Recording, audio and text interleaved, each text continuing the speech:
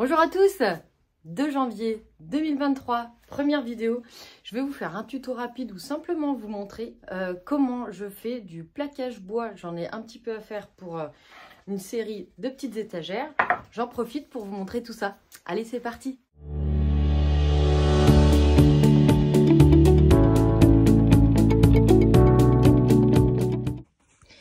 Donc, il s'agit de ce projet-là. Donc, ici, ça va être mis dans le mur avec des fixations invisibles.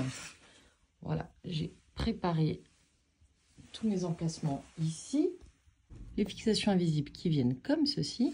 Hop, là, je ne vais pas enfoncer. Donc, ça vient dans le mur et je vais venir encastrer les étagères à l'intérieur. Et donc, il y a un certain nombre de champs qui sont visibles que j'ai identifiés donc, sur l'ensemble de mes étagères. Donc, il s'agit de plaquer les champs avec du champ bois. Je vous montre. Moi, ici, c'est du Norlinger Pro. Le panneau, c'est du Latéchène, ici en 23 mm. Comme mon champ est du 25 mm, ça ne dépasse pas énormément et vous verrez que je n'ai qu'à venir poncer légèrement en arrondi et pas forcément à affleurer. Donc ça, c'est une bonne chose. Donc, fer à repasser. Je règle mon fer à repasser, eh bien moi je le mets à fond. Évidemment, pas d'eau, pas de vapeur, donc pas besoin de grande qualité, hein. C'est un fer à 10 €. Voilà, donc ici j'ai 2 champs à plaquer sur le dessus et sur le côté. Donc je commence par le côté pour pouvoir finir avec mon champ par devant nickel.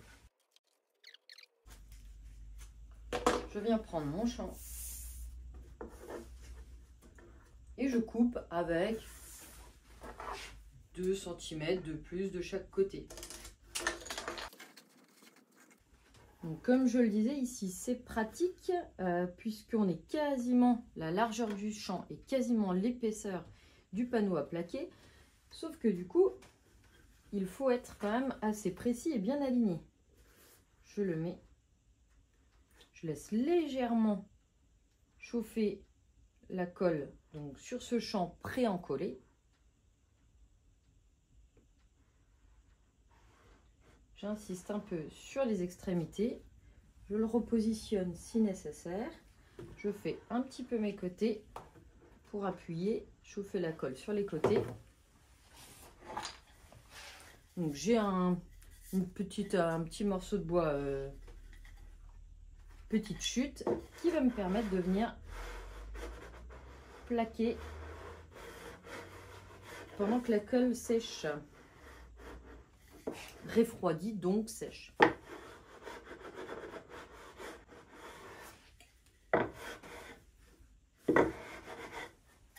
Voilà, là on peut y aller, c'est déjà bien sec. Un coupe-en-bout de ce type là.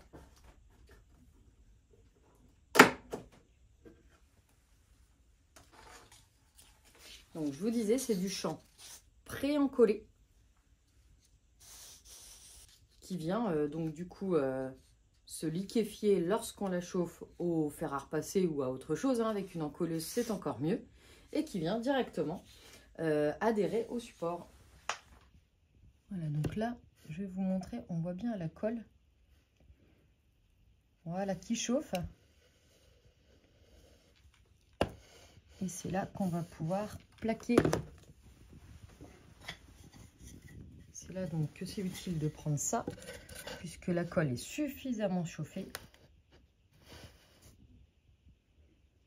Et donc pendant qu'elle refroidit et donc qu'elle va adhérer au support, on en profite pour la plaquer avec une petite cale de ce type-là.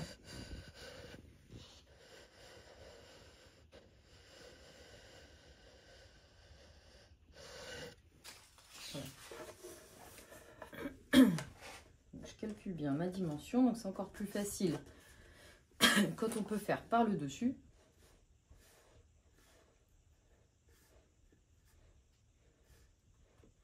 On y va doucement, hein. Mais en même temps, on s'endort pas dessus. Pour pas que en fait la colle se reliquéfie une fois qu'on l'a fait adhérer. Voilà, on peut repositionner à la main hein, si on a un tout petit décalage.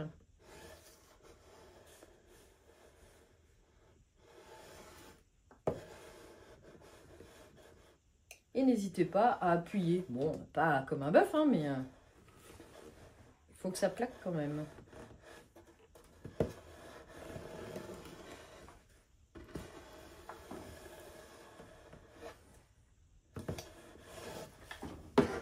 Voilà, donc on contrôle, on repositionne si nécessaire. Et avec la petite cale, je peux finir d'appuyer. Je fais bien mes côtés, mes embouts sans casser le champ.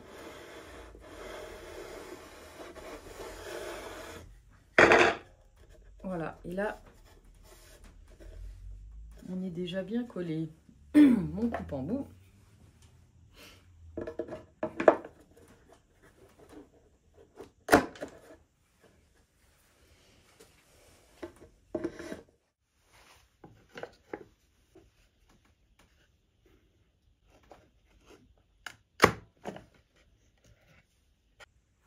Voilà, donc ça me permet d'avoir une coupe du champ au bout qui est parfaitement perpendiculaire. Si vous n'avez pas de coupe en bout, un cutter bien calé à la perpendiculaire pourra largement faire l'affaire. Alors ici, c'est du champ bois, donc je peux utiliser directement le fer à repasser dessus. Si vous faites du champ PVC ABS, qu'il soit épais ou non hein, d'ailleurs, vous intercalez un chiffon bien propre entre le fer à repasser et le champ. Sinon, le plastique, par définition, le PVC, l'ABS va chauffer et vous allez abîmer votre champ. Juste en intercalant un petit chiffon et en veillant quand même à pas trop tarder dessus, vous verrez, ça se passera bien. Sur le bois, moi, je n'ai pas de souci.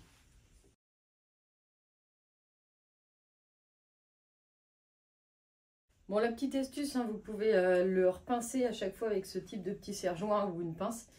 Parce que franchement, c'est drôle, mais c'est vachement embêtant quand vous lâchez tout et qu'il y a tout le champ qui se déroule. Le problème, surtout sur du champ bois, c'est que vous risquez de le casser. Hein.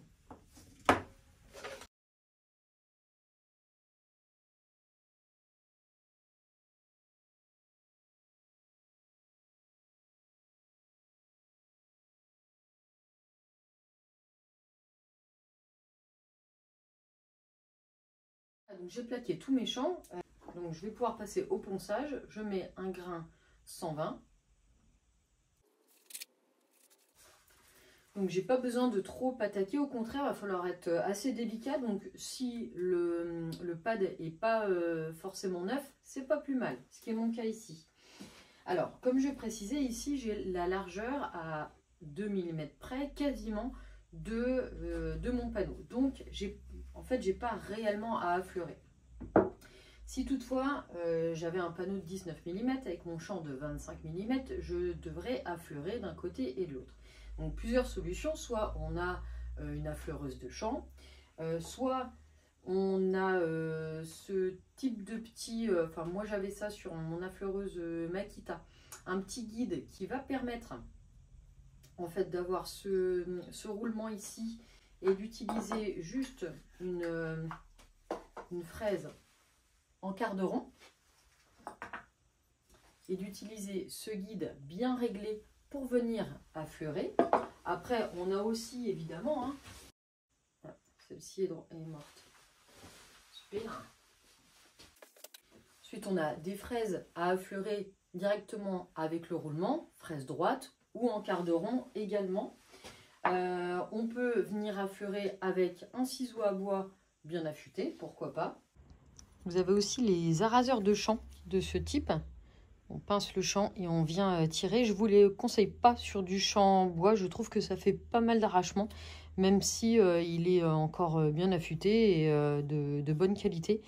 Je ne le recommande pas forcément sur ce type de champ. Et puis pour bien finaliser, on a ce type de racloir ici.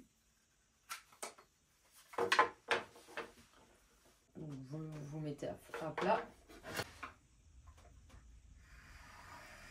Voilà, c'est plus flagrant avec des champs PVC, hein, mais on peut aussi venir faire soi-même son petit quart de rond, ici, ou son chanfrein.